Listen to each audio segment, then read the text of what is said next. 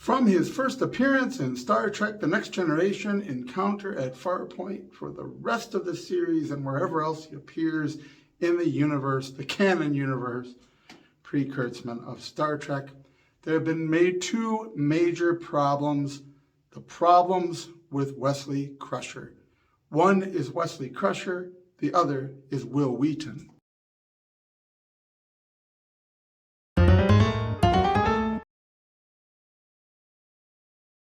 So Shil Wheaton is sort of a perpetual hanger-on, wannabe, never was, kind of Hollywood soy boy that punked out on social media for being far too much of an SJW for the SJWs, who then turned on him as an SJW, and I don't know, I heard he was on Mastodon or some other thing at one time.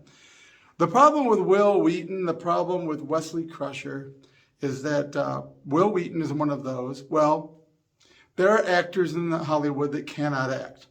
I remember watching an interview with Marlon Brando. Marlon Brando actually spoke about this. Some great famous stars like Humphrey Bogart, he cited. Humphrey Bogart had a certain magnetism and charisma about him, but every movie with Humphrey Bogart, he was just Humphrey Bogart. You change the story, you change the setting, you put him in, but he couldn't act.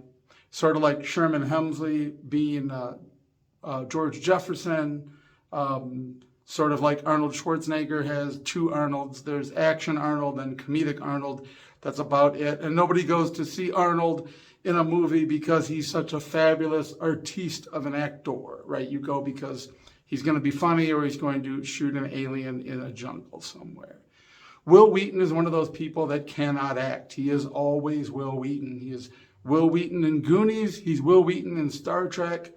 I heard he was Wil Wheaton on Big Bang Theory, which I never watched, but he was appearing as Wil Wheaton, is my understanding. I don't think he's ever done anything else, at least not that I've heard of. Wil Wheaton is sort of always that kind of droll, dorky, awkward, painful to be around kid, and he projects that even as an adult. Look, I'm not just trying to rag on him. This was a problem for the Wesley Crusher character. Now, Wesley Crusher himself, as a character, had certain problems. One, I don't know why they didn't make him younger. Maybe they didn't want to go the whole child route, but they emphasize how young he is, even though he's practically an adult, genetic-wise, chronologically, when we first see him. He's very, very near. We very early seasons get him applying to the academy and all of that.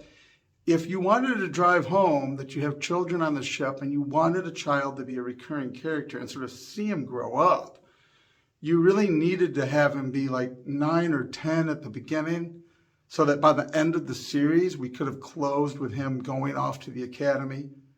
That would have given us a lot more insight into Dr. Crusher as a mother. There's this setup in the pilot of Picard as a pseudo-father figure, having been best friends with Wesley's dad, blaming himself for his loss, maybe, or maybe being blamed. There's a whole dynamic there that's really cool that does not get followed up with. And I think the twofold problem is the character of Wesley Crusher is not written well. The character of Wesley Crusher is too old. Now, I think part of the writing problem is actually also Wil Wheaton.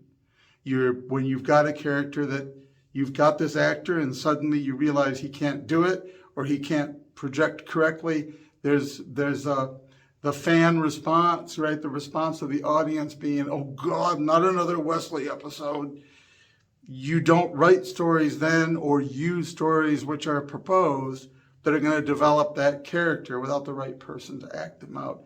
And so there's this glaring missed opportunity where those of us that are lifelong Trekkers had to have this character foisted upon us. I would rather listen to Neelix all day long. I would rather watch only the episode Code of Honor or the Amphibian Baby episode of Voyager than have to sit through another Wesley episode when they come up on the regular Pluto channel now. I just can't do it.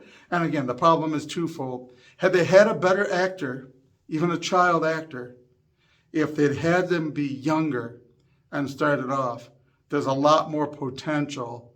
As it is, the enterprise of the future at the time, the Enterprise D, the Enterprise with the large crew, the large layout, the families on board, the whole new traveling city through space thing, really doesn't get focused on enough.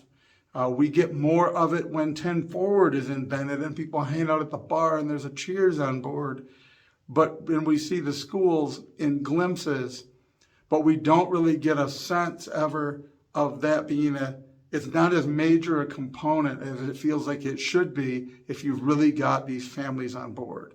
And the key answer is have one of the major members of the crew be a parent and or be married, having Dr. Crusher be a single mother, having the child growing into the role. This is your opportunity, and it goes nowhere, and it's completely painful and unenjoyable as we fumble through it, because he should have been younger, he should have been written better, and they really should have got somebody that could act, not Will Wheaton.